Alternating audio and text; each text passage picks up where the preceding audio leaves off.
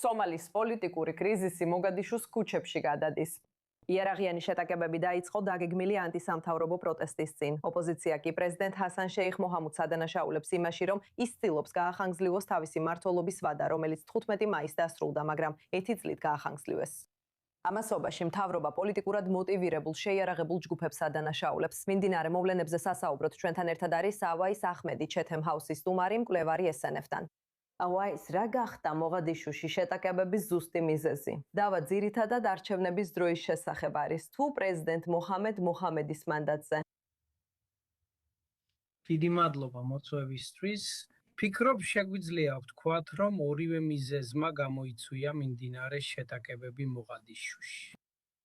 ერთი მხრივ პრეზიდენტ მოჰამედის მანდატი ამოიწურა. თავდაპირველი მანდატი 2026 წლის 15 მაისს ამოიწურა. და ის ამტკიცებს, რომ ახალი კონსტიტუციის გამო, რომელიც პარლამენტმა შეცვალა, მას კიდევ 1 წელი აქვს. საკამათო პროცესის მიუხედავად, რომელშიც ფედერალური წევრი შტატებიდან და ოპოზიციური მხარეებიდან ზოგიერთი არ მონაწილეობდა, მეორე მხრივ, რადგან პრეზიდენტის ვადა 1 წელია, ის ასევე ამტკიცებს, რომ სურს ჩატარდეს ერთი ადამიანი, ერთი ხმა არჩევნები, რაც სომალიში ბოლო 50 წლის განმავლობაში არასდროს მომხდარა. ამიტომ არჩევნები ტარდებოდა არაპირდაპირი გზით, სადაც უხუცესები და დელეგატები ირჩევდნენ პარლამენტის წევრებს და პარლამენტი ირჩევდა პრეზიდენტს. ამჟამად პრეზიდენტი ცდილობს გადავიდეს ამ პროცედურიდან ერთი ადამიანი, ერთი ხმა სისტემაზე, რაც ჯერ კიდევ სადავოა პოლიტიკური მოთამაშეების გამო. ზოგიერთი პოლიტიკური მოთამაშე და 2 ფედერალური წევრი სახელმწიფო ასევე არ ეთანხმება პრეზიდენტის მიზანს ჩატარდეს ერთი ადამიანი, ერთი ხმა არჩევნები. მეორეს მხრივ, არჩევნების მოდელიც სადავოა, რაც იწვევს ამჟამინდელ დაპირისპირებებს მოგადიშუში. კარგი, რამდენად ორგანიზებულები არიან შეიარაღებული ოპოზიციის მხარდამჭერები ამჟამად? ვხედავთ თუ არა ნამდვილად ორგანიზებულ მოძრაობას? ოპოზიციური ჯგუფები არის ad hoc ალიანსი, სადაც არიან ყოფილი პრეზიდენტები, ყოფილი პრემიერ-მინისტრები, ყოფილი მინისტრები და ზოგიერთი ფედერალური წევრი, შტატის პრეზიდენტი. ასე რომ მათ არ აქვთ რაიმე კონკრეტული საერთო მიზანი, გარდა იმისა, რომ მოქმედი პრეზიდენტი ვილას სომალიიდან გადააყენონ.